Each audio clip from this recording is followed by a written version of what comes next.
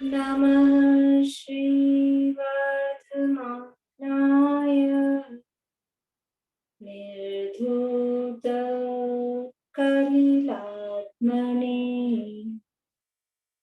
सालोकानां त्रिलोकानां यद्विद्याचर्पणायति यद्विद्याचर्पणायति सकल पापमल प्रक्षालक श्री वर्धमान को करूं नमन लोकालोक प्रकाशित करने जिनकी विद्या है दर्पण जिनकी विद्या है दर्पण। श्लोक सुनाएंगे।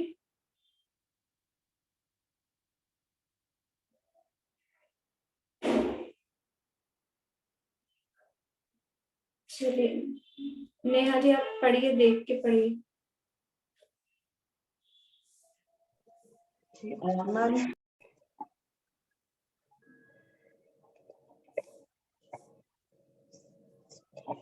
रत्नकरण शाकाचार नामक ये ग्रंथ है और इसके अंतर्गत हमने तक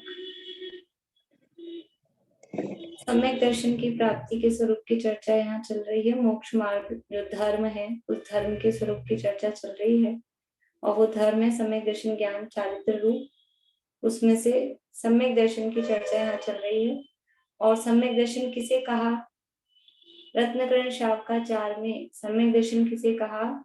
तो सच्चे देवशाद गुरु का श्रद्धान श्रद्धानम परमार्थानाम आप्त आगम तपोभृताम। तो परमार्थ भूत जो आप्त आगम और गुरु तपोभृत हैं उनका श्रद्धान, उसका नाम सम्यक दर्शन है। तो आप्त के स्वरूप की चर्चा यहाँ चल रही थी। आप्त कौन होते हैं? तो जो वीतरागी सर्वज्ञ और हितोपदेशी होते हैं वो आप्त होते हैं, वो यहाँ बताया। इसके बाद में फिर वो जो आप्त का उपदेश है वो किस प्रकार का है कि वो आपका उपदेश भी, क्योंकि आप तो वीतरागी हैं तो वो उपदेश भी बिना राग के दिया जा रहा है और किसी अपेक्षा से नहीं है, किसी से राग नहीं है, कोई राग के कारण या कोई कुछ उनको अपेक्षा हो, ऐसा बिना राग और बिना अपेक्षा से वो जीवों के हित के लिए उपदेश देते हैं। इस प्रकार से आप्त का स्वरूप पेज नंबर 17 पे देखिए। इस प्रकार आप्त का स्वरूप 4 श्लोकों में कहा है। अब सच्चे आगम का लक्षण कहने वाला श्लोक कहते हैं। अब सच्चा आगम क्या है? क्योंकि सम्यक दर्शन किसे कहा था? आप्त आगम और तपोभृताम, इनका परमार्थभूत श्रद्धाम। आप्त का स्वरूप 4 श्लोकों में बताया। पहले में आपका स्वरूप बताया, फिर 18 दोषों के नाम बताए, इसके बाद में उनके नामांतर बताए और फिर वो जो उनका उपदेश है वो किस प्रकार का है वो बताया। अब आगम का स्वरूप, आगम का लक्षण यहाँ 9 नंबर के श्लोक में कहते हैं। आप्तोपज्ञमनुल्लंघ्यम् अद्रष्टेश्च विरोधकम्। आप्तोपज्ञम् अनुल्लंघ्यम् अद्रष्टेश्च विरोधकम्। आप्तोपज्ञमनुल्लंघ्यम् अद्रष्टेश्च विरोधकम्।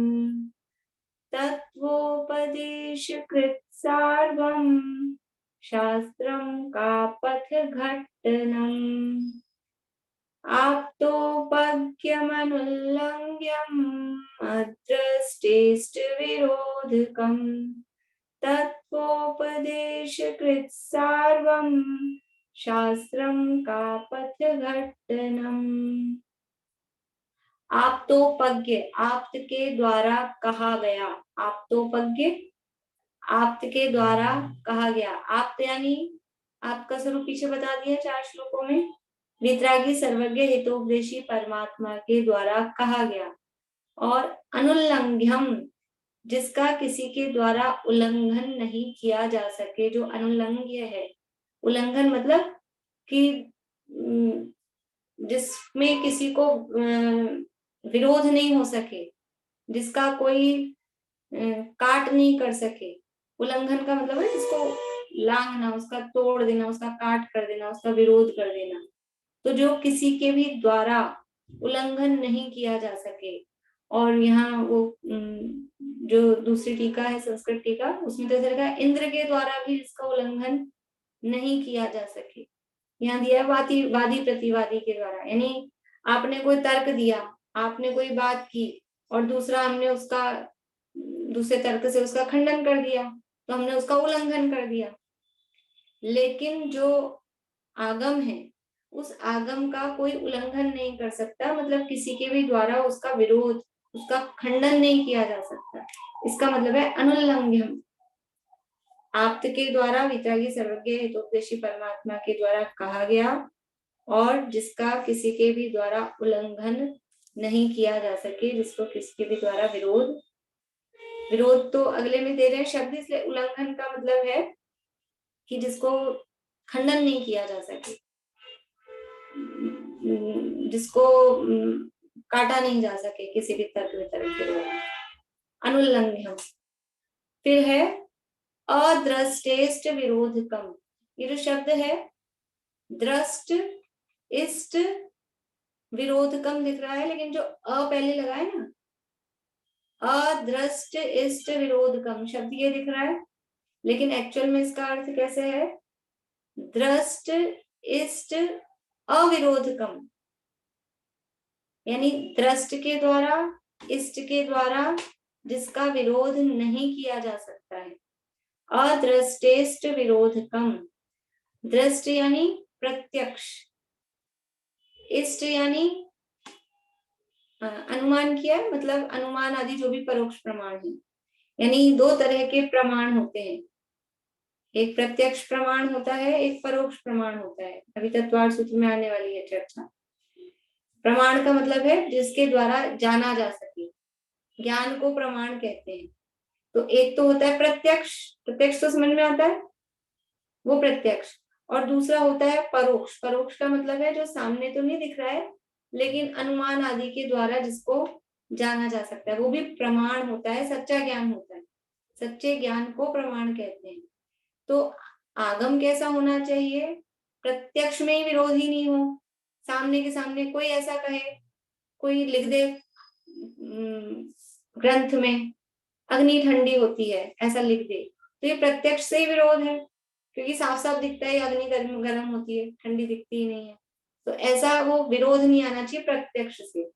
और दूसरा अनुमान से, कि कुछ चीजें होती है वो प्रत्यक्ष नहीं दिखती है, लेकिन हम अनुमान से उनको जानते हैं, अनुमान से भी यथार्थ जानते हैं। जैसे कि हमको धुआं दिखता है, तो धुआं दिखने पर क्या अनुमान लगता है? कि कहीं ना कहीं आग लगी है। अब ये हमारा अनुमान, यदि भी हमको आंख से आग नहीं दिख रही है, प्रत्यक्ष नहीं दिख रही है, लेकिन वो जो अनुमान हमने किया है वो पक्का है। कहीं से ठंडी हवा आ रही है, तो क्या अनुमान लगाते हैं? मान लीजिए जयपुर में ठंडी हवा आ रही है, तो अब जयपुर में तो कोई तालाब समुद्र ये तो है नहीं, तो क्या अनुमान लगाते हैं? कहीं ना कहीं बर्फ गिरी है, ऐसा ही समझ में आता है ना। तो ये अनुमान, और ये अनुमान हमारा गलत नहीं होता है, तो ये कहलाता है अनुमान ज्ञान। ठीक है, यह है परोक्ष ज्ञान, साफ साफ नहीं दिख रहा है, लेकिन हम उसका अनुमान लगाते हैं। तो इस तरह से और भी परोक्ष ज्ञान होते हैं। तो एक तो प्रत्यक्ष के द्वारा, दृष्टि यानी प्रत्यक्ष, और इस अर्थात अनुमान द्वारा वो अविरोधकम है, जिसमें विरोध नहीं आता है, किसी के द्वारा जिसका उल्लंघन नहीं किया जा सकता है, किसी के द्वारा जिसका खंडन नहीं किया जा सकता है, और प्रत्यक्ष और अनुमान द्वारा जिसमें विरोध नहीं आता है। और कैसा है? तत्वोपदेश। तत्वोपदेश होता है, जिसमें क्या होता है? तत्व का उपदेश होता है। तत्वोपदेश कृत, यानी तत्वों का उपदेश करने वाला, कृत और दिया है, तत्वों के उपदेश का कथन करने वाला या तत्वों का उपदेश करने वाला, यानी जो वस्तु का स्वरूप है जैसा यथार्थ वैसा बताने वाला। और सार्वम, सार्वम पीछे भी आया था, इसमें 7 नंबर के श्लोक में अपने परमेष्टि, वहां सार्वह, वो सार्व का अर्थ क्या किया था कि वो सबके लिए हित रूप है, सबको हित का उपदेश देते हैं। और यहाँ भी सार्वम, ये जो आप्त है वो कैसे है, वो सार्वम अर्थात सबके लिए हित का उपदेश देने वाला है, यानी उस आगम में सबके हित का उपदेश होता है, वो है सार्व, सब जीवों को हित रूप। और कापथ घट्टनम, कापथ घटनम, का पथ, पथ यानी मार्ग, का यानी खोटा, खोटा मार्ग, झूठा मार्ग, मिथ्या मार्ग का घट्टनम, घट्टनम यानी उसका नाश करने वाला है, उसका निषेध करने वाला है। कापथ घट्टनम यानी खोटे मार्ग का निषेध, उसका निराकरण करने वाला है, उसका खंडन करने वाला है। तो आगम की कितनी विशेषताएं बताई, पहला आपको ऐसे याद करना है कि आगम के कितनी विशेषताएं बताई गई हैं नवे श्लोक में। पहला आप्तोपज्ञ, आप्त के द्वारा कहा हुआ। दूसरा अनुल्लंघ्यम, जिसका किसी के भी द्वारा उल्लंघन नहीं किया जा सकता है, खंडन नहीं किया जा सकता है, किसी भी तर्क वितर्क से, कोई युक्ति से जिसका खंडन नहीं किया जा सकता है, वो अनुल्लंघ्यम। फिर अदृष्टेष्ट विरोधकम, प्रत्यक्ष और परोक्ष प्रमाण के द्वारा जिसका, जिसमें विरोध नहीं आता है, अदृष्टेष्ट विरोधकम। तत्वोपदेश कृत, यानी जिसमें तत्व का उपदेश किया गया है। पांचवा सार्वम, सबको, सबके लिए जो हित रूप है। और छठा है कापथ घटनम, खोटे मार्ग का जो निराकरण करता है, मिथ्या मार्ग का निराकरण करता है, वो आगम होता है। यानी आगम में, जिनवाणी में, शास्त्र में ये 6 विशेषताएं होनी चाहिए। ऐसा नहीं कि कोई किसी उसका खंडन कर सके, ऐसा नहीं कि इसमें मिथ्या मार्ग का निरूपण हो, ऐसा नहीं कि किसी के लिए तो हितरूप हो, किसी के लिए हितरूप नहीं हो, ऐसा नहीं कि जिसमें पहले तो कुछ कहा बाद में कुछ कहा, अपने आप में ही विरोध आ रहा है, आगे कुछ कहते हैं पीछे कुछ कहते हैं, शुरू में कुछ कहा अंत में कुछ कहा, ऐसा आपस में ही पूर्वापर विरोध नहीं आ रहा। ये सब शास्त्र की विशेषताएं यहाँ पर बताई है। देखिए अर्थ पढ़ते हैं, फिर श्लोक पढ़ के फिर आप लोग एक बार पढ़ लीजिएगा श्लोक। शास्त्र उसे कहते हैं जो सर्वज्ञ वीतराग का कहा हुआ हो, किसी वादी प्रतिवादी द्वारा उल्लंघन नहीं किया जा सके, दृष्ट अर्थात प्रत्यक्ष और इष्ट अर्थात अनुमान द्वारा जिसमें विरोध नहीं आवे, तत्व अर्थात जैसा वस्तु का स्वरूप है वैसा कथन उपदेश करने वाला हो, सर्व जीवों को हितरूप हो तथा कुमार्ग अर्थात मिथ्या मार्ग का निषेध करने वाला हो। इस प्रकार 6 विशेषणों सहित शास्त्र का स्वरूप कहा। आप्तोपज्ञमनुल्लंघ्यम् अदृष्टेष्ट विरोधकम् तत्वोपदेशकृत सार्वम् शास्त्रम का पथघट्टनम्। पद्यानुवाद है। आप्त कथित श्रुत अनुल्लंघ्य है प्रत्यक्षादि विरोध विहीन, मिथ्या मार्ग निषेधक तत्व प्ररूपक सबका हितकारी। अब एक बार आप लोग पढ़ बोल लीजिए 9 नंबर का श्लोक, फिर अपन टीका की तरफ आगे बढ़ेंगे।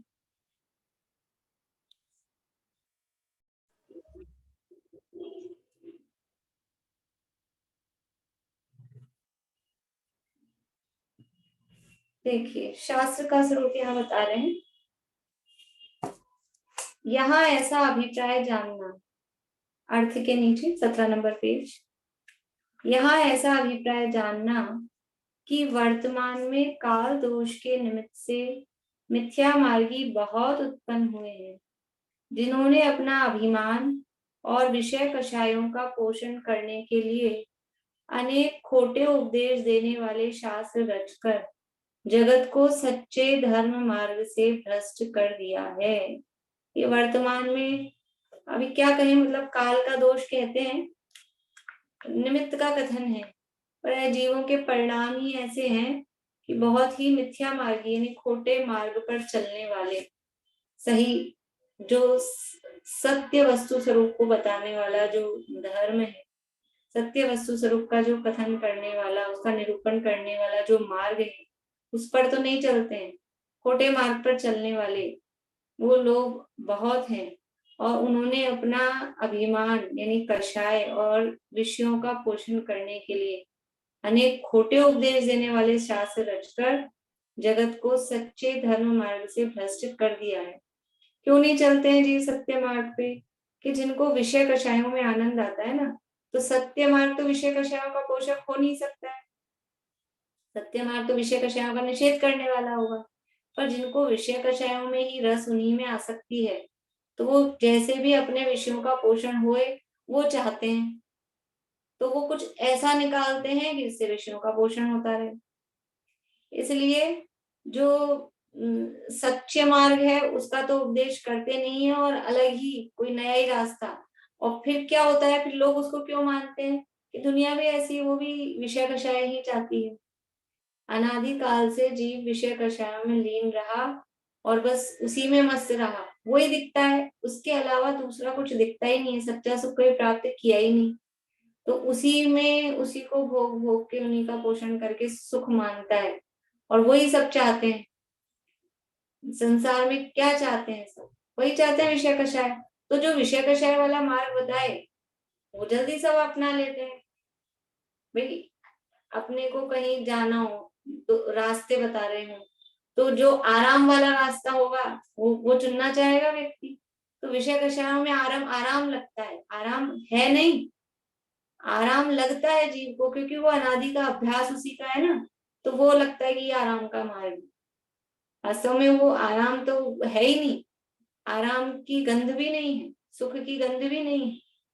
लेकिन फिर भी वो अनादिकाल का अभ्यास और अंदर के संस्कार ऐसे हैं, विषय कषाय चाहते हैं। तो जो विषय कषाय, देखो धर्म तो करना चाहता है जीव, धर्म करें धर्म करें, लेकिन कौन सा धर्म अपनाता है कि जिसमें अपने को कष्ट भी नहीं हो, ज्यादा कुछ करना धरना भी नहीं पड़े, धर्म भी हो जाए, तो विषय कषाय का पोषण भी होता रहे। अब इसीलिए क्या क्या चल गया है दुनिया में, देखो जीवों को विषय कषायों का रस है, नाच गान का रस है, तो नाच गान सब करना चाहते हैं। तो उस अब धर्म भी करना चाहते हैं और नाच गान भी नहीं छोड़ना चाहते, तो धर्म के नाम पर वो डांडिया गरबा, धर्म के नाम पर। और होता क्या है, होता क्या उसमें, धर्म क्या होता है? एकमात्र विषय कषायों के अलावा क्या होता है? कोई मान मर्यादा कुछ नहीं, कोई भगवान के स्वरूप का विचार नहीं, क्या चल रहा है कुछ नहीं, सब केवल अपने विषयों का पोषण, सारे सब तरह के विषयों का पोषण, काम भाव का पोषण, श्रृंगार का पोषण, और राग रंग का पोषण, स्पर्शन रसना घ्राण चक्षु कर्ण, पांच इंद्रियों के विषयों का पोषण, और जो आयोजन करे और जो उसमें पार्ट ले, अपने मान कषाय का पोषण। विषय और कषाय के पोषण के अलावा क्या है? लेकिन धर्म के नाम पे खूब चल रहा है। क्यों चल रहा है? कि धर्म भी हो रहा है और हम तो चाहते ही नाच गान थे, वो भी हो रहा है, खाना पीना होता है धर्म के नाम पर, धर्म का धर्म, खाना का खाना, तो क्यों नहीं चले? तो ऐसा अभी क्या कहें, काल दोष के निमित्त से ऐसे मिथ्या मार्गी बहुत उत्पन्न हुए हैं, जिन्होंने अपना अभिमान और विषय कषायों का पोषण करने के लिए अनेक खोटे उपदेश देने वाले शास्त्र रचकर जगत को सच्चे धर्म मार्ग से भ्रष्ट कर दिया है। कोई नहीं माने और कहे कहाँ लिखा है, तो लिख देते हैं, लिख के शास्त्र बना देते हैं कि देखो। अब क्या करें, ये शास्त्र में लिखा है। संसार में जितने मत चल रहे हैं वे सभी शास्त्रों द्वारा ही चल रहे हैं, बिना शास्त्र के नहीं चल रहा है खाली वरवली। क्योंकि कुछ लोग बुद्धिमान होते हैं, तर्क वितर्क करते हैं, तो बोलते हैं हम कैसे माने, दिखाओ हमको। अगर दिखाना पड़ता है तो उसके लिए शास्त्र होना चाहिए, रिटन में होना चाहिए। कोर्ट में भी कोई केस चलता है, कुछ होता है, तो उसके लिए वो रिटन में उनकी जो भी लॉज होते हैं वो बताने पड़ते हैं ना, ये है देखो लिखा हुआ है, कहीं भी हो। तो वो अब कोई भी धर्म चलेगा, कोई भी मत चलेगा, कैसे चलेगा? तो दिखाना पड़ेगा ना, ये देखो लिखा है ऐसा, तो लिख देते हैं। और उसका नाम शास्त्र रख देते हैं, शास्त्र है।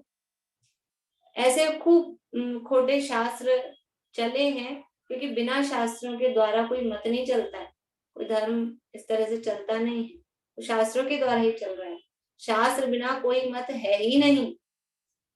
ब्राह्मण, अब सबके शास्त्र बता रहे हैं, ब्राह्मण आदि के तो वेद स्मृति पुराण ही शास्त्र हैं। ब्राह्मणों के वेद होते हैं, ऋग्वेद यजुर्वेद सामवेद अथर्ववेद, 4 प्रकार के वेद होते हैं, पढ़े होंगे आप लोगों ने कभी ना कभी बचपन में नाम, ये वेद होते हैं। फिर स्मृति, मनुस्मृति और ऐसे स्मृति ग्रंथ होते हैं इनके, मतलब कुछ ग्रंथों के आगे स्मृति स्मृति ऐसे नाम आएगा, उसमें से एक नाम मनुस्मृति सुना हो आप लोगों ने, वैसे स्मृति। फिर पुराण, पुराण ग्रंथ होते हैं, शिव पुराण, मत्स्य पुराण, और अगर आगे पुराण नाम से ग्रंथ होते हैं। ऐसे 3 टाइप के ग्रंथ इनमें ब्राह्मणों में पाए जाते हैं, वेद वाले, स्मृति वाले और पुराण वाले। उनमें हिंसा की प्रधानता करके अश्वमेध, नरमेध आदि यज्ञ तथा जीवों का शिकार, समस्त जलचारी स्थलचारी जीवों की हिंसा करने में धर्म कहते हैं। अब वो लिख दिए वेद पुराण, वो लिख दिए, और फिर उसमें क्या लिख दिया कि धर्म के नाम पे, धर्म के लिए क्या करना चाहिए, नरमेध यज्ञ करना चाहिए, नर की बलि चढ़ानी चाहिए, अश्वमेध यज्ञ घोड़े की बलि चढ़ानी चाहिए। अब ऐसा लिख दिया, और भी तरह के यज्ञ हैं जिनमें पशुओं की बलि या फिर अग्नि जला जला के खूब उसमें सामग्री, तो वो सभी जो पद्धति वहां ब्राह्मणों में लिखी गई है वो महाहिंसा की है। जीवों की बलि दी जा रही है, मनुष्यों की, दिव्यांशों की, वो तो साक्षात मनुष्य की हिंसा करना। देखो, जो जितने इंद्रिय जीव होता है और उसकी हिंसा करने में, जैसे जैसे इंद्रियां बढ़ती है वैसे वैसे उसकी हिंसा करने में पाप अधिक अधिक लगता है। एक इंद्रिय का घात करने से कई गुना ज्यादा पाप 2 इंद्रिय का घात करने में, 2 इंद्रिय का घात करने से कई गुना ज्यादा पाप 3 इंद्रिय जीव का घात करने में, 3 इंद्रिय जीव के घात से कई गुना ज्यादा पाप 4 इंद्रिय जीव के घात में, 4 इंद्रिय जीव के घात से कई गुना ज्यादा पाप पंचेंद्रिय जीव के घात में। और पंचेंद्रिय तो कई प्रकार के हैं, तो पंचेंद्रिय त्रियंच से ज्यादा, उसके घात से ज्यादा पाप, मतलब उसको शॉर्ट कर दूं मैं, पंचेंद्रिय त्रियंचों में भी वैरायटी कर सकते हैं अपन, समझ लेना। मनुष्य के घात में, त्रियंच के घात से ज्यादा मनुष्य के घात में और ज्यादा पाप। मनुष्यों में भी किसी विदेशी के घात में जितना पाप लग रहा है उससे कई गुना ज्यादा पाप अपने स्वदेशी, जो अपने देश वाला है, उसके घात में लगता है। और अपने देश वालों में भी दूसरे राज्य के व्यक्ति के घात से ज्यादा अपने राज्य में जो है उसके घात में ज्यादा पाप। अपने राज्य में भी अन्य शहरों के किसी व्यक्ति को मार रहा है, उससे ज्यादा कई गुना ज्यादा पाप अपने शहर के व्यक्ति को मारने में। और अपने शहर में भी अन्य व्यक्ति को मारने से ज्यादा अपने परिवार जन को मारने में। और अपने परिवार में भी दूर दूर के भी होते हैं ना, मामा चाचा नाना, उनको किसी सदस्य को मारने से ज्यादा अपने जो सगे ब्लड रिलेशन वाले हैं उसको मारने में और ज्यादा पाप। फिर उसमें भी लगाते जाना, माता को, पिता को, पुत्र पुत्री पुत्री को, पति पत्नी को मारने में और ज्यादा पाप। और उससे भी कई गुना ज्यादा पाप स्वयं को आत्महत्या करने में। यानी ये ऐसा क्यों है, जीव तो जीव है, चाहे एक इंद्रिय को मारो, ऐसा प्रश्न नहीं उठता है। चाहे एक इंद्रिय को मारो, चाहे पंचेंद्रिय को मारो, चाहे त्रियंश को मारो, चाहे मनुष्य को मारो, जीव तो जीव ही है। उसमें पाप क्यों बढ़ रहा है? पाप तो सब में एक साथ लगना चाहिए, नहीं। जीव के परिणामों में क्रूरता विशेष होती जाती है, क्रूरता बढ़ती जा रही। पाप क्यों बढ़ रहा है? उत्तरोत्तर हिंसा करने में कि क्रूरता बढ़ रही है। देखो, किसी दूसरे व्यक्ति को मारने में और एक अपने परिवार जन को मारने में, दूसरे को मार रहे हैं ना, तो उतने मतलब क्रूर तो परिणाम है ही, लेकिन कंपेयर कर रहे हैं अपन। लेकिन अपने परिवार के व्यक्ति को कोई मार रहा है, ऐसे नहीं मारा जा सकता है, उसके प्रति तो मोह राग होता ही है ना। तो कितने क्रूर परिणाम होंगे जब वो अपने भाई को अपने पिता को, अपनी माता को कोई मार रहा है, कितने ज्यादा क्रूर परिणाम होंगे तब वो मारेगा। कितनी क्रूरता है। जिससे जितना ज्यादा निकट का संबंध है उसके घात में उतना ही ज्यादा पाप लगता है। तो सबसे ज्यादा निकट का संबंध किससे है? शरीर से है, इसलिए आत्मघात में सबसे ज्यादा पाप है। और जो इंद्रियां बढ़ती जा रही हैं, एक इंद्रिय के घात से 2 इंद्रिय के घात में अधिक पाप, क्योंकि उसकी शक्ति बढ़ रही थी। वो जीव उतना वो समझ लो, अपने शब्दों में बोले तरक्की, अभ्युदय को प्राप्त हो रहा था, और हमने उसके प्राण छीन लिए। तो वो प्राणों में क्रूरता अधिक है। देखो, हम पृथ्वी जल अग्नि वायु वनस्पति हम काम में लेते हैं, 5 प्रकार के स्थावर, अग्नि जलाते हैं, पानी काम में लेते हैं, हवा काम में लेते हैं। तो अपने को कोई इतना ऐसा फील होता है, मतलब हमने किसी को मारा, ऐसी फीलिंग नहीं आती वो परिणामों में। लेकिन अपनी आंखों के सामने जैसे अपने से सब्जी सुधार रहे थे, कोई लट कट जाए, कोई इली ऐसा मर जाए, चींटी मर जाए तब की, तो अपने को थोड़ा सा, मतलब अपनी बात कर रही हूँ मैं, जो क्रूर है अत्यंत ही उनकी तो बात क्या कहें, कुछ ऐसा होता है ना, कुछ गलत हो गया, अच्छा नहीं हुआ, ऐसा होता है। और मक्खी मच्छर मर जाए तो वो और ज्यादा अपने को ऐसा मारते हैं चला के, वो तो बात, वो तो क्रूरता है ही, ऑल आउट लगा लगा के मारते हैं। लेकिन मरता है तो वो अधिक दुख होता है ना। देखो, इसको बताने के लिए उदाहरण बताती हूँ। जैसे कि अपने मनुष्यों में गर्भ में जीव का घात हो जाए, मतलब एबॉर्शन हो, 1 महीने का एबॉर्शन हो, उसमें होने वाला दुख, 4-5 महीने का एबॉर्शन हो, उसमें होने वाला दुख, और पूरा 8-9 महीने का परिपक्व हो गया और फिर चला जाए वो दुख, और जन्म हो जाए, बाहर आ जाए, 1-2 दिन का है बच्चा, अब मरा, तो वो दुख, और फिर 2-4 साल का हो गया बच्चा फिर मरे, वो दुख, और 15-20 साल का हो जाए फिर मरे। एक सा होता है सब में दुख? एक सा होता है क्या सब में दुख? नहीं होता है ना। बच्चा तो वही था जो 1 दिन का गर्भ में आया, जो 1 हफ्ते का हुआ, जो 1 महीने का हुआ, और जो बाद में आ गया, जन्म हो गया, 10 साल का हो गया। जीव तो वही था ना। फिर दुख में अंतर क्यों है? क्यों? उसके साथ में हमारा राग बढ़ता जाता है, तो वो राग बढ़ता जाता है, इसलिए दुख बढ़ता जाता है। ऐसे ही इंद्रियों के संबंध में समझना। समझ में आ रही बात?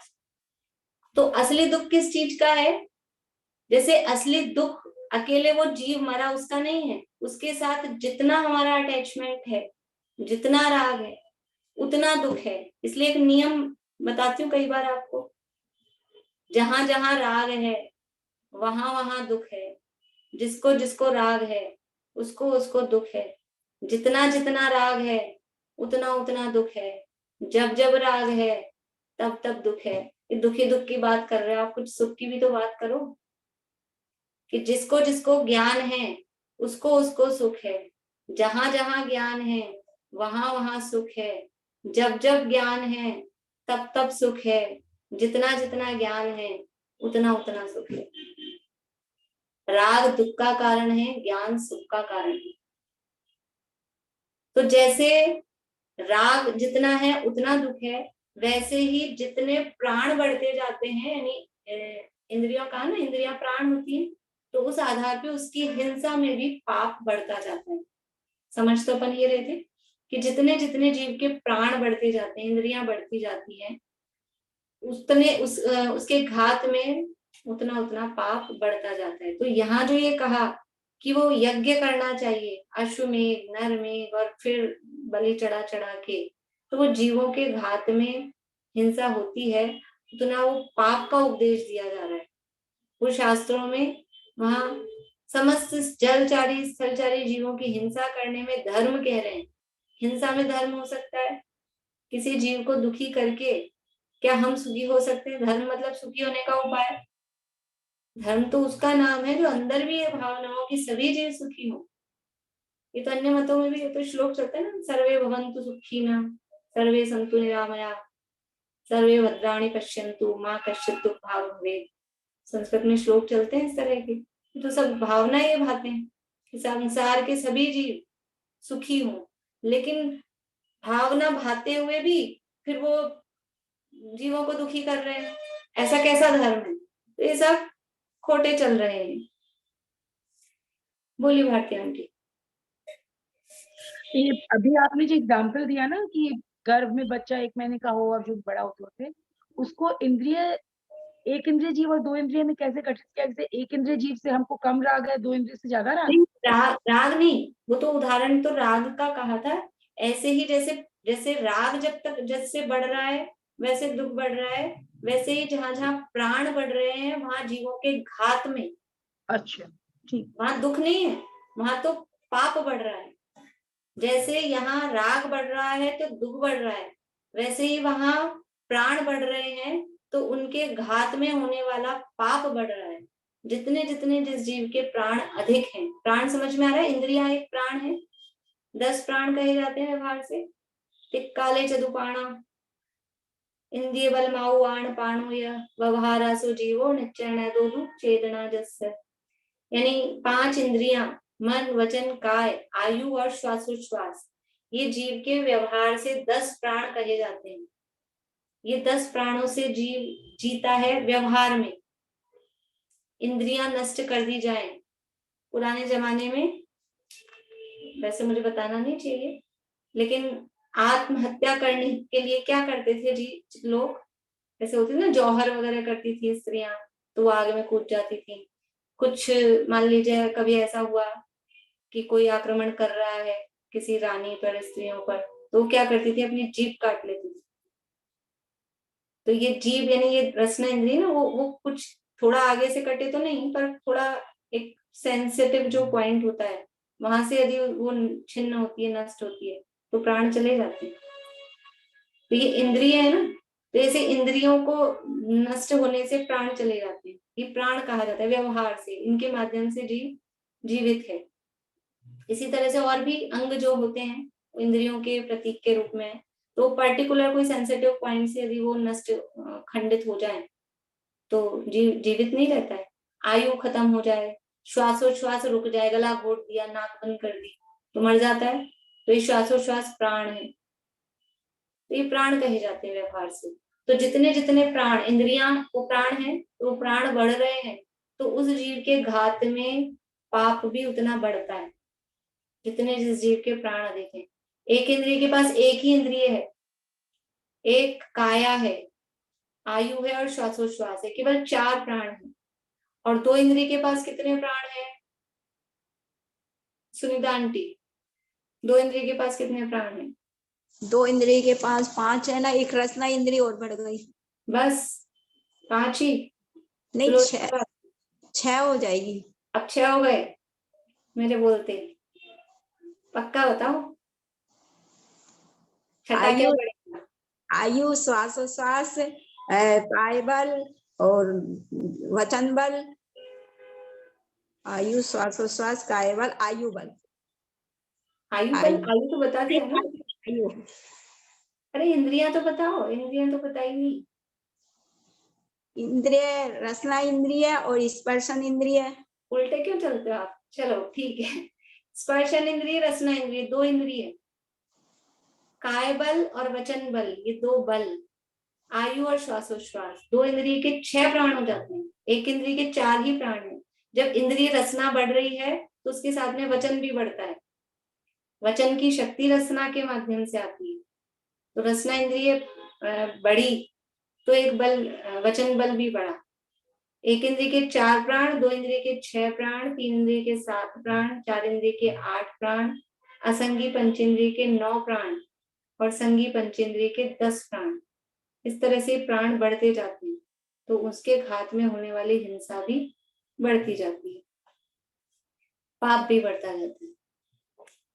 देखिए, ब्राह्मण आदि के तो वेद स्मृति पुराण ही शास्त्र हैं, उनमें हिंसा की प्रधानता करके अश्वमेध नरमेध आदि यज्ञ तथा जीवों का शिकार, समस्त जलचारी स्थलचारी जीवों की हिंसा करने में धर्म कहते हैं। जितने जीव है कोई भी हो, उनकी हिंसा करने में धर्म कहते हैं, इनको हिंसा में कोई अधर्म नहीं है। सब देवताओं के लिए, पितरों तथा व्यंतरों की तृप्ति के लिए मांस पिंड के दान को भी धर्म कहते हैं। देवताओं के लिए, पितरों के लिए वो मांस का दान, मतलब वही बलि वगैरह चढ़ाना, मांस चढ़ाना, मांस का दान करना, उसको धर्म कहते हैं। भवानी, भैरव आदि देव भैंसा, बकरा इत्यादि को मारकर चढ़ाने से और भक्षण करने से ही प्रसन्न होते हैं। देवताओं को मांसाहारी ही कहते हैं। राजाओं का धर्म शिकार ही है। इत्यादि कार्यों की प्रवृत्ति शास्त्रों के वचनों से ही चल रही है। अब ये कैसे चलेगा? ये सब शास्त्र में नहीं लिखेंगे तो दुनिया मानेगी कैसे, करेगी कैसे? तो शास्त्र में ऐसी बातें लिख गए हैं कि राजाओं का धर्म तो शिकार है। अब वो क्या करते हैं, बस उसको मार देता है। शिकार करना जबरदस्ती, कि ये हमारे बने ही इसीलिए हैं। कुछ लोग ऐसे कहते हैं जो मांसाहारी होते हैं, वो बोलते हैं ये बने ही इसीलिए हैं, ये जो प्राणी, ये इनको हम खाएं, ऐसा कहते हैं, ऐसा शास्त्रों में लिखते हैं। देवताओं को मांसाहारी कहते हैं, उसके नाम पे वो बलि चढ़ा चढ़ा के ही हम देवता को चढ़ा रहे हैं और खुद खाते हैं। तो अपने खुद को खाना है, खुद को विषयों का पोषण करने के लिए वो इस तरह के शास्त्र लिखते हैं। लेकिन वो कहने को शास्त्र कह रहे हैं, वास्तव में वो शास्त्र नहीं है। नाम उन्होंने शास्त्र रख दिया है, लेकिन वो सच्चा शास्त्र नहीं है। वो शास्त्र नहीं है, वो शस्त्र है। वो उसको यदि हम फॉलो कर रहे हैं, उसका अनुसरण कर रहे हैं, तो हम अपना घात करते हैं। बोलो ईशा।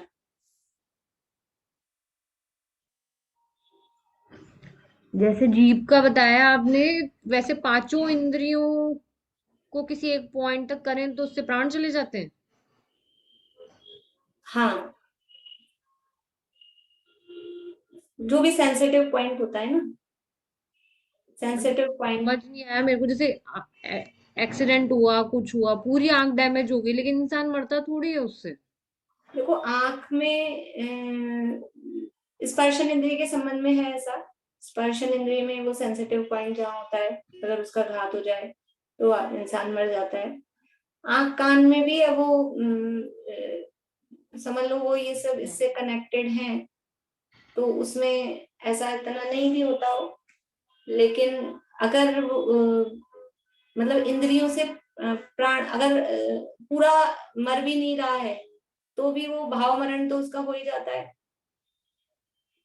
अगर वो पंचेंद्रिय है, मनुष्य है, और आंख पूरी डैमेज हो गई है, आंख चली गई है, तो वो मरने जैसा ही फील अपने आप को करता है। मतलब उसको अंदर से तो भाव मरण होता ही है, और उससे भी होना चाहिए। वो उतनी तो मुझे जानकारी नहीं है, लेकिन वो कोई ना कोई इसका पॉइंट होता है।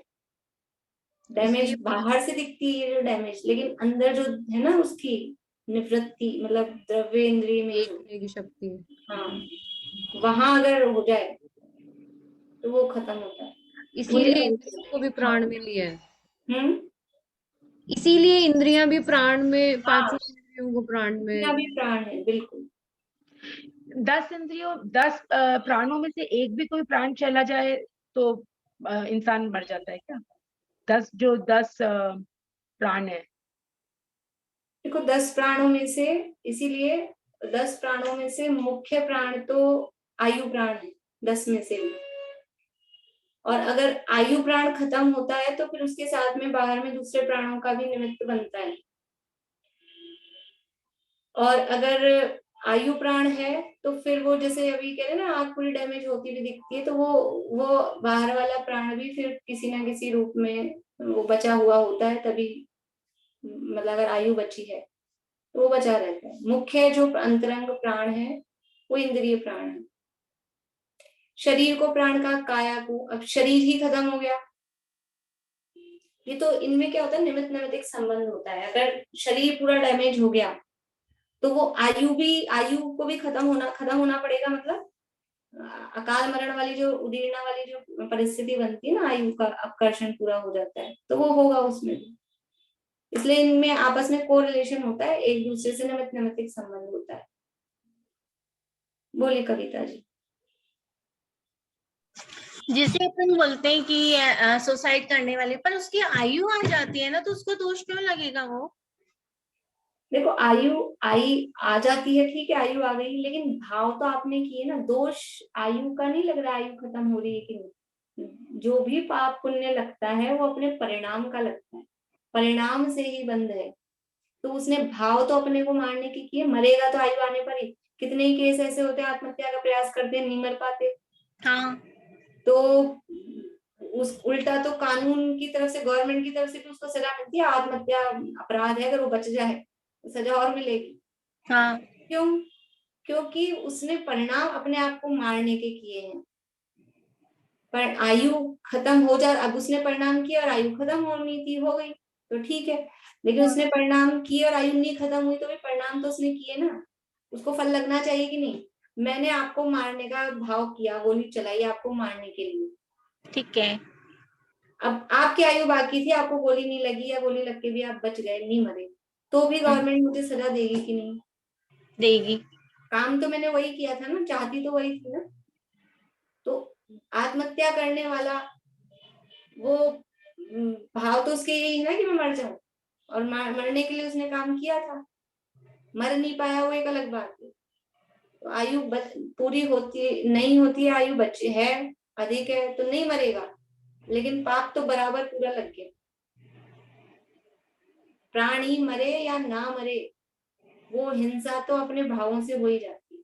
बाहर में भी अपन किसी जीव को मारने के लिए कुछ प्रयास करते हैं, वो मरना नहीं मरना तो उसके आयु कर्म के आदमी की, हाँ लेकिन हम अपने भाव करके व्यर्थ ही पाप बांधते हैं। इसीलिए तो कहते हैं कि जीवों का मरना जीना सुख दुख वो सब उनके कर्म के उदय के हिसाब से है।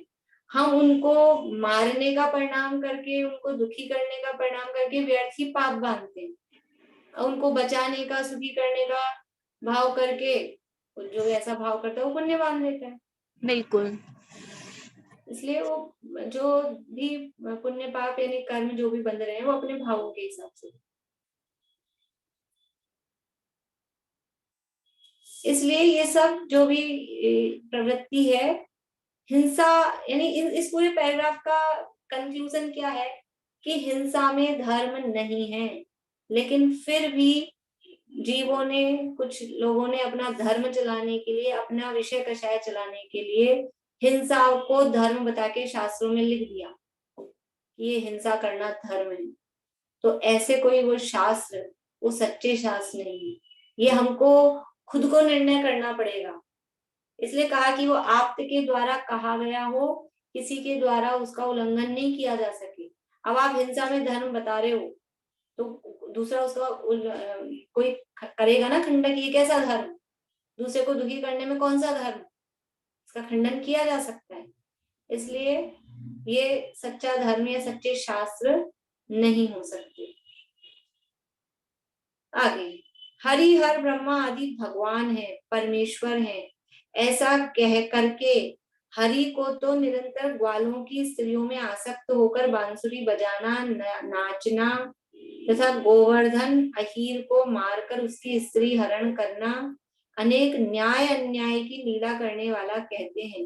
यह सब शास्त्रों में लिखा ही जगत मान रहा है। देखो पहले पैराग्राफ में तो हिंसा की मुख्यता से बात करी, सारी यही ना, यज्ञ वगैरह, शिकार और मांस पिंड और ये सब हिंसा का जहाँ वर्णन है वो सच्चे शास्त्र नहीं है। अब इसमें क्या कह रहे हैं, हरि हर ब्रह्मा, हरि यानी नारायण यानी विष्णु, हरि यानी महेश, ब्रह्मा यानी ब्रह्मा, इनको भगवान परमेश्वर कह के, जो हरि नारायण होते हैं यानी कृष्ण जी को कहते हैं ना नारायण, तो उनको क्या कहते हैं, ग्वालों की स्त्रियों में आसक्त होकर, गोपियों में चारों तरफ गोपियां गोपियां उनकी मंडराती रहती है, वो गोपियों में रास लीला रचाते हैं, बांसुरी बजाते हैं, नाचते गाते हैं, और फिर मतलब इतनी सारी गोपियों का मतलब है ग्वालों की स्त्रियां, लिखा है ना, दूसरे की पत्नियां थी, दूसरों की पत्नियों के साथ आप रासलीला, रासलीला समझ में आता है, वो वर्ड ही ऐसा है कि दूसरों की स्त्री,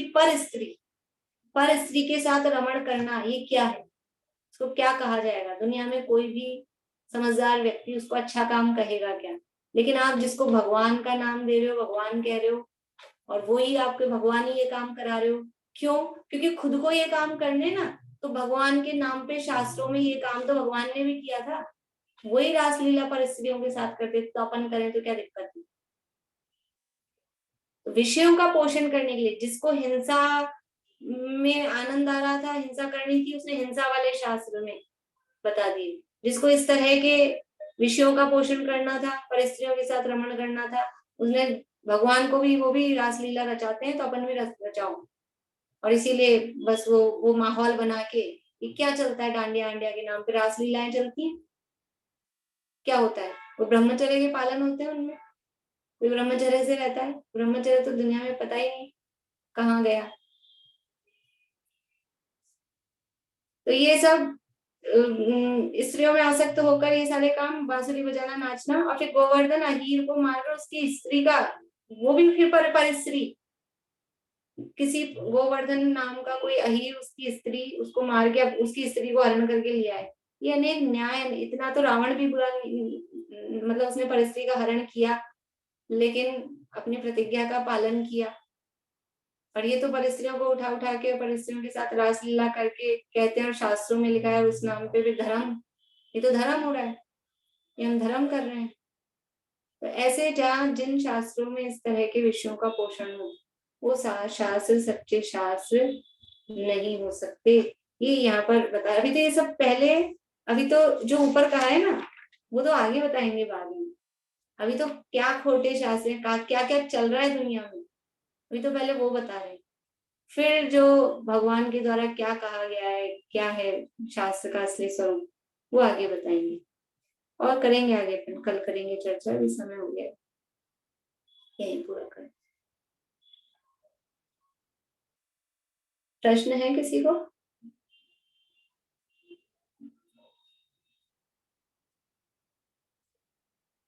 चलिए चिल्लाने स्थिति बोले ईशा।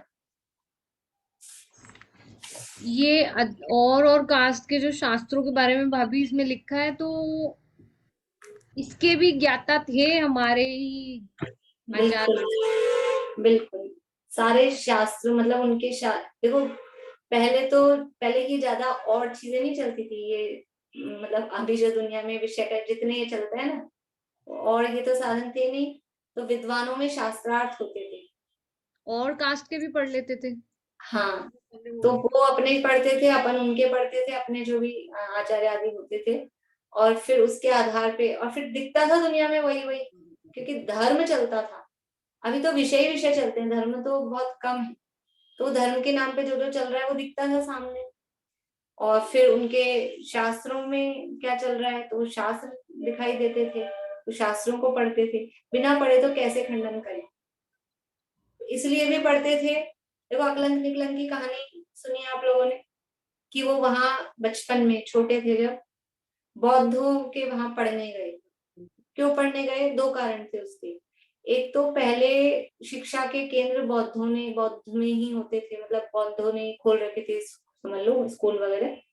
तो एक तो उनको पढ़ना था, एक तो ये बात, और दूसरा असली कारण जो था कि उनको वहां जाके वो पढ़ना था कि वो उनकी मान्यताएं क्या है, तो उनकी मान्यताएं पढ़ के फिर हम उसका खंडन कर सकें, फिर देख सकेंगे इसमें है क्या, फिर अपने धर्म को वहां अच्छे से एस्टेब्लिश कर सकें। तो इसलिए जाते थे वहां पढ़ने, खंडन करने के लिए। जैसे इसमें निषेध नहीं है कि और धर्मों को जानने का, जैसे आज हम बच्चों को भी खुद भी एक तरह से निषेध रखते हैं ना, कि नहीं उसका नहीं करना, फॉलो नहीं करना, मानना नहीं, सुनना भी नहीं।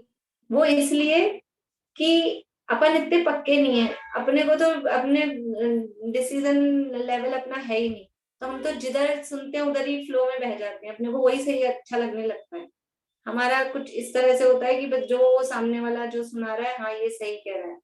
तो पहले अपना पढ़ के मजबूत हो जाओ, पक्के हो जाओ, फिर उसके बाद में दूसरों का पढ़ो सुनो। तो ये तो आचार्य पहले जिन धर्म के दृढ़ श्रद्धानी हो गए थे, जिन धर्म का सच्चा श्रद्धान उनको था, फिसलने वाले नहीं थे। देखो टाइम अपना हो गया, एक उदाहरण देखती हूँ छोटा सा। किसी की नई नई शादी होती है, बहू आई घर में, मंदिर जाना है, तो अकेले पुराने जमाने की समझना, 10 20 25 30 साल पहले की, आज के तो पता ही नहीं क्या है। अब उसको मंदिर जाना है तो अकेली जाती है क्या, कि नहीं, या तो सासू जी साथ जाते हैं, कि ननद साथ जाती है, कि कोई ना कोई दरानी जेठानी कोई ना कोई साथ जाता है। और फिर 50 साल की अम्मा जी हो गई, 60 साल की, 70 साल की, उनके साथ अब उनसे चला नहीं जा रहा वो नहीं, लेकिन वो 50 साल की समझो चला भी जाता है, उसके साथ कौन जाता है, कि अपने आप अकेली चल जाती है। रात हो दिन हो सुबह हो शाम हो, अकेली चली जाती है। क्यों? क्योंकि अभी नई नई है ना, तो अकेली मंदिर जाएगी तो इसको भड़काने वाले कोई भी मिल सकते हैं। ये कुछ भी, कोई भी कुछ भी अपना शत्रु हो अपने परिवार का, तो वो भड़का दे तुम्हारी सास ऐसी, तुम्हारे ससुर ऐसे हैं, तो वो जल्दी से भड़क, मतलब ऐसा हो जाए, तो उसको अकेले नहीं भेजते। और रास्ते में भी अकेले जाएगी तो अभी नई नई है, जवान है, तो भी खतरा है। और बड़ी हो गई, प्रौढ़ हो गए, तो ना रास्ते में खतरा है, ना मंदिर में कोई भड़काएगा, ये खतरा है। तो पहले अपने, वो कब होती है पक्की? अपने घर में रह के उसको पता लग जाता है मेरे घर की क्या स्थिति है। अब कोई कुछ भी कहे कि तुम्हारी सास ऐसी है, ससुर ऐसे हैं, तो वो जानती कैसे है, वो फिर बातों में आने वाली नहीं है। ऐसे ही हम पहले अपना जो साहित्य है, अपना जो धर्म है, अपने जो सिद्धांत हैं, उनको हम अच्छे से समझ लें, फिर हम दूसरी जगह जाएं, पढ़ें, कुछ भी समझें, फिर हमको पता है ना यहाँ क्या कहा है, तो हम फिसलने वाले नहीं है। लेकिन अपना तो पढ़ा नहीं है, उधर चले गए तो फिसल जाएंगे। इसलिए मना करती हूँ बच्चों को, अपने को भी पहले अपना पढ़ लो, फिर क्या पता कितना तो जीवन बचे। पहले दूसरों का पढ़ने चले गए, अपना पढ़ा ही नहीं, और जीवन उसी में पूरा हो गया। तो पहले ये जरूरी काम कर लो, फिर समय हो, शक्ति हो, करना हो। जिनवाणी स्तुति।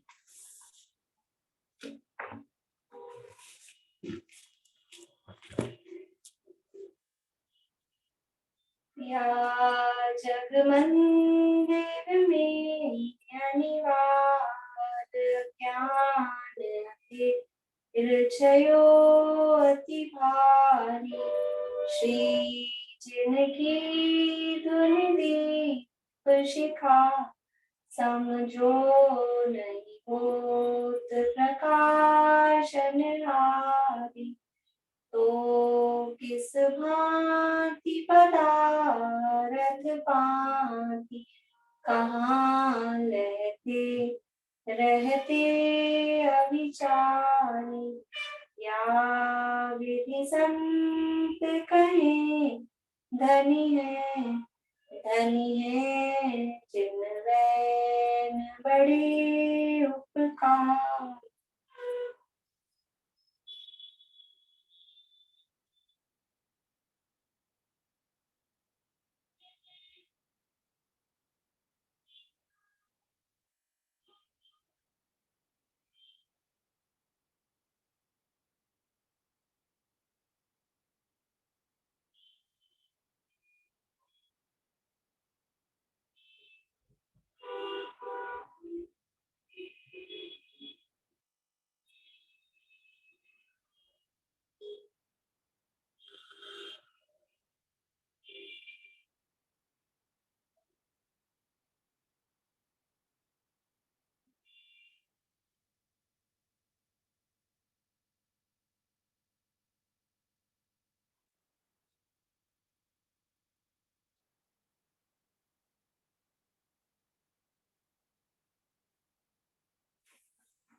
जय आश्रम में जिनवाणी माता की जय। श्री